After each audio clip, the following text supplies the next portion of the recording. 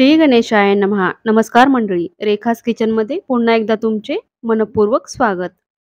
आज आपण बनवणार आहोत एकदम स्पेशल अशी एक गावची रेसिपी. चला तर मग सुरू करूयात रेसिपीला. इथे मी घेतलेलं आहे 2 वाटी गव्हाचं पीठ, चाळून घेतलेलं आहे 1 वाटी बेसन पीठ आणि 1 वाटी ज्वारीचं पीठ. हे सगळी पीठं मी चाळून घेतलेली आहेत. 1 वाटी मेथी घेतलेली आहे स्वच्छ कट करून बारीक.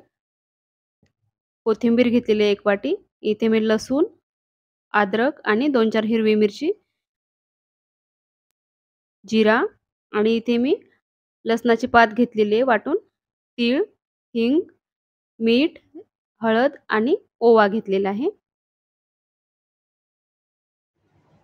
सगळ्यात आधी आपण लसूण, अद्रक आणि मिरची, जिरा टाकूया थोडासा, कोथिंबीर टाकूया.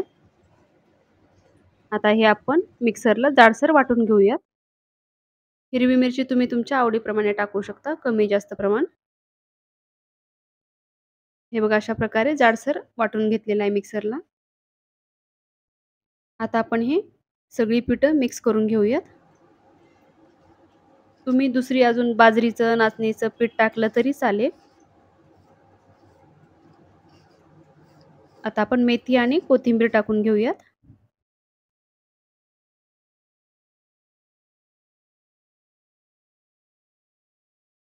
चवीनुसार मीठ टाकूयात. हळद, हिंग,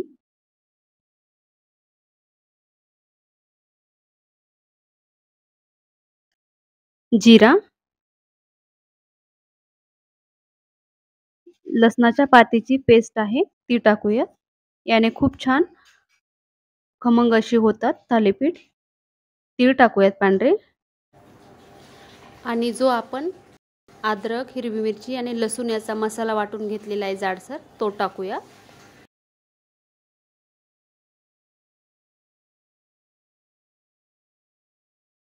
ओवा टाकून घेऊयात.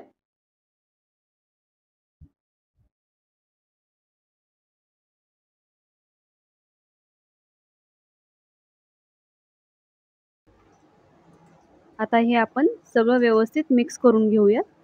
थोडं थोडं पाणी टाकून चांगलं मळून घेणार आहोत.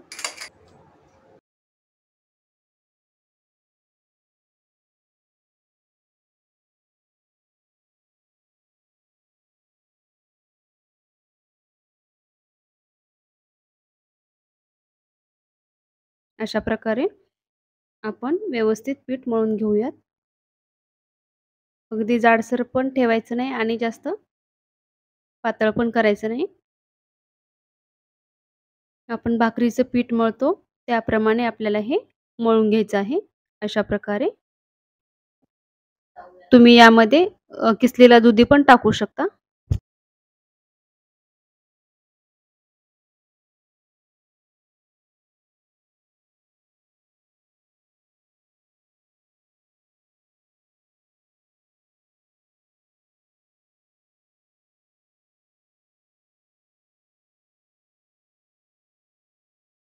आता हे आपण 10 मिनिटासाठी ठेवून देऊयात.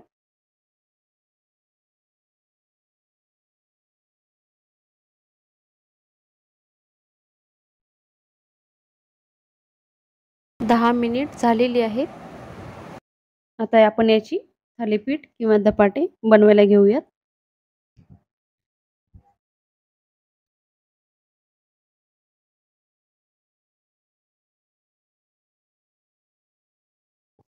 अशा प्रकारे मी एक पिठाचा गोळा घेतलेला आहे आणि इथे एक कपडा घेतलेला आहे पाण्यात भिजवून.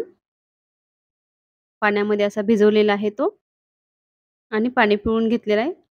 सुरुवातीचं आपण पहिलं थालीपीठ आहे त्याच्यामुळे मी थोडंसं तेल लावून त्याच्यावरती थापून घेते.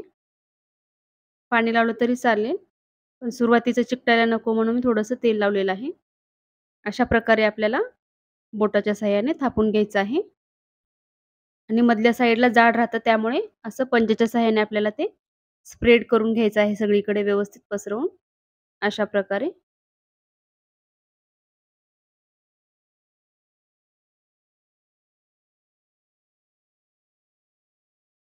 अशा प्रकारे व्यवस्थित थापून घेतलेलं आहे मी हे.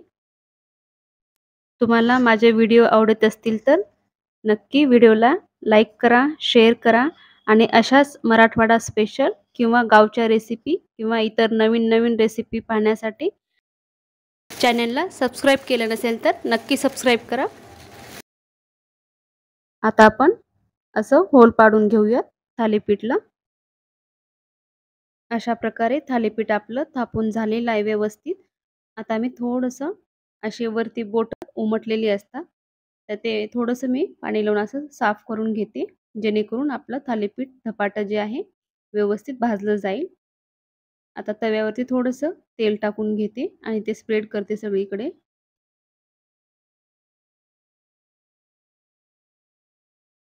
तवा चांगला गरम झालेला आहे. आता हे आपण अशा प्रकारे उचलायचं कापडासहित आणि असं तव्यावरती टाकून अलगद पाण्याचा हात लावायचा. म्हणजे आपलं थालीपीठ कपड्याला चिकटत नाही. अशा प्रकारे अलगद काढून घ्यायचा कपडा आणि साइडने थोडंसं असं तेल सोडायचं आहे आपल्याला. मीडियम फ्लेमवरती आपल्याला हे भाजून घ्यायचं आहे चांगल्या प्रकारे ब्राऊन असं. आता आपण हे 2-3 मिनिटांनी पलटून घेऊयात.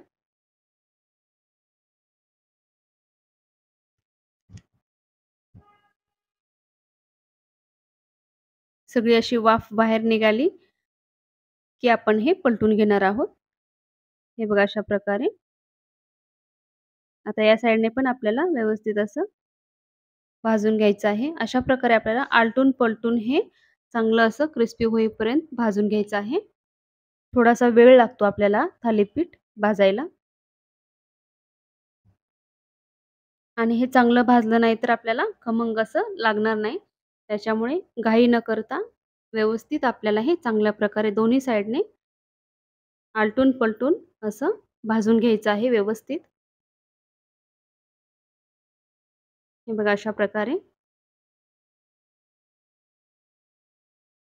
आपलं छान असं क्रिस्पी एकदम कुरकुरीत खमंग असं थालीपीठ भाजून झालेलं आहे.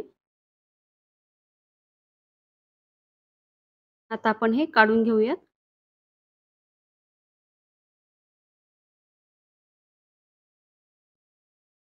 आता अशा प्रकारे मी बाकीची थालीपीठ पण बनवून घेते. हे थालीपीठ तुम्ही दही, लसुणी भुर्का, आचार कशासोबत पण खाऊ शकता.